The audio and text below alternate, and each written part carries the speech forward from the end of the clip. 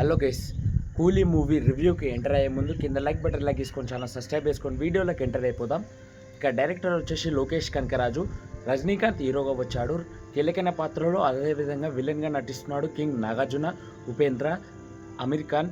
అదేవిధంగా చాలామంది multi starrer film అని చెప్పుకోవచ్చు ఈ సినిమా. ఇక ఈ సినిమా కథ విశేషానికి వచ్చేస్తే మనం కథని ఏ విధంగా లోకేష్ కనకరాజు నుంచి ఎక్స్పెక్ట్ చేస్తామో ఆ విధంగా మనకి కనిపించలేదు. అంటే ట్రైలర్కి మనం ఏ విధంగా డిసప్పాయింట్ అయ్యామో ఆ విధంగా డిసప్పాయింట్ అయ్యే విధంగా కనిపించింది. బట్ సినిమా ప్రకారంగా చూసుకుంటే రజనీకాంత్ స్టైల్ ఎలా ఉంటుందో అలానే ఉంది సినిమా. ఈ సినిమాలో గిట కొత్తదనం ఏం ఎక్స్పెక్ట్ చేయొద్దు. కానీ కింగ్ నాగార్జున గారిని మాత్రం ఫుల్ ఫుల్ ఫుల్ స్టైలిష్ విలన్గా చూపించిందని చెప్పుకోవచ్చు. ఆ స్టైల్ దగ్గ సినిమా గీట సిద్ధంగా ఉంది. సినిమా గీట ఆ స్టైల్ వల్ల హిట్ అయిందని చెప్పుకోవచ్చు. ఉపేంద్ర గారు వచ్చిన scenes literally goose bumps. Climax మాత్రం ఏంది అనిరుద్ధ్ ఏం బీజిఎం భయ్యా చంపి వర్దింగినని చెప్పుకోవచ్చు. లాస్ట్ మూమెంట్లో అదే క్లైమాక్స్ ఉంటుంది. అందరికీ గూస్ బంప్స్ లేవాలి, లేచి డ్యాన్స్ ఆడాలి. మెయిన్గా తెలుసుకోండి, లేచి మీ అందరూ డ్యాన్స్ ఆడాల్సిందే. అలా ఉంటుంది బీజిఎం అనిరుద్ధ్. ఇక సినిమా కథ విశేషానికి వచ్చేస్తే మన హీరో వాళ్ళ ఫ్రెండ్ని ఎవరు చంపాడు ఆ వ్యక్తిని పట్టుకోవడానికి మన సైమన్ క్యారెక్టర్ కింగ్ నాగార్జున వారి దగ్గర పనిచేస్తూ ఎవరు చంపారు అనేది ఫస్ట్ హాఫ్ నుంచి సెకండ్ హాఫ్ దాకా.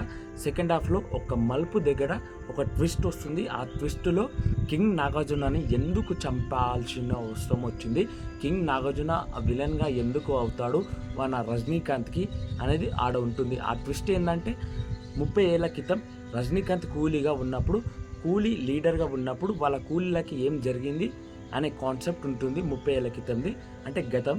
ఆ తర్వాత సినిమా కథ ఇదే భయ్య. లోకేష్ కనకరాజు నుంచి ఈ విధమైన డైరెక్షన్ ఎక్స్పెక్ట్ చేయలేదు. అంటే ఇంత పెద్ద కాస్టింగ్ని పెట్టుకొని సినిమాని హ్యాండిల్ చేయడం అంటే చాలా గొప్ప విషయం అని చెప్పుకోవచ్చు.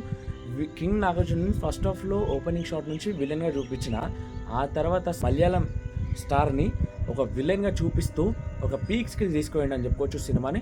అదేవిధంగా కొంచెం కంట్రోల్ తప్పి ఏం జరుగుతుందంటే కొంచెం లాగ్ కొట్టినట్టు అనిపించింది నాకైతే. ఆ తర్వాత సినిమా అయితే ఓకే. మన బక్కోడు అనిరుద్ధ్ మ్యూజిక్ మాత్రం చింపి పడేసిండని చెప్పుకోవచ్చు.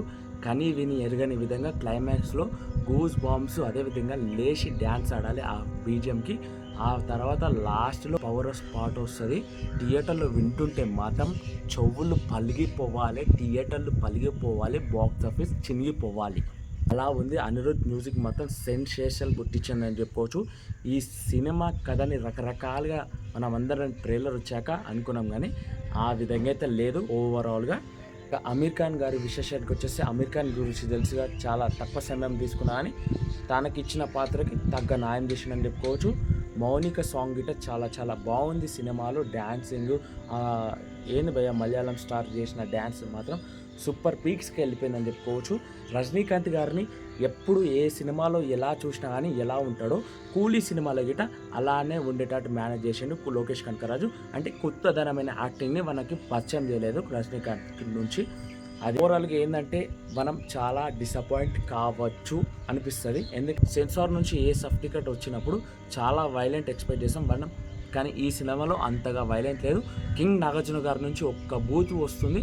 ఆ బూత్ పడం గిట కట్ చేసేటని చెప్పుకోవచ్చు. సినిమా థియేటర్లో మనం చూసి వన్ అండ్ ఓన్లీ కింగ్. నాకైతే హ్యాపీ భయ్య. కింగ్ నాగార్జున గారిని ఎలా చూడాలో అలా చూసేసాను. కింగ్ నాగార్జున గారు లేకపోతే సినిమా లేదు. సినిమాకి రేటింగ్ వచ్చేసి 5కి 4.5 రేటింగ్ ఇస్తాను. మరి నా రివ్యూ చూసి ఎంతమంది సినిమాకి వెళ్ళాలనుకుంటున్నారు ఒక్కసారి కామెంట్ సెక్షన్ కామెంట్ చేస్తూ, అదేవిధంగా నా మాటలు మీ అందరికీ ఎలా అనిపించాయి అనేది ఒక్కసారి కామెంట్ సెక్షన్ కామెంట్ చేయండి. మరి నేను థియేటర్లో వెళ్ళినప్పుడు సినిమా చూస్తున్న సమయంలో ఏం జరిగిందో తెలుసుకోవాలంటే ఒక్కసారి కామెంట్ సెక్షన్ కామెంట్ చేయండి. ఇంకా మన ఛానల్ సబ్స్క్రైబ్ చేసుకొని లైక్ చేసుకొని మరిన్ని అప్డేట్ చేసుకొని జై హింద్.